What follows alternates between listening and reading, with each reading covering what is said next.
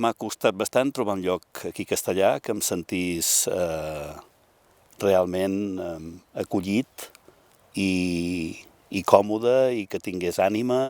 Sempre he pensat que Castellar té moltes coses per ser molt bonic i molt potent i en canvi no ho és.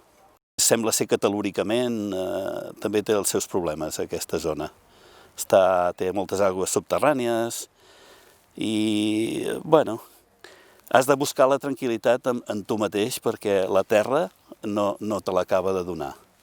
I finalment dic, doncs, bueno, jo surto a passejar de vegades i faig un trajecte des de les cases aquelles d'allà del carrer Papinvalls vinc fins aquí i quan baixo per aquest camp, doncs la veritat és que s'hi està bé, aquí s'obre una mica tot.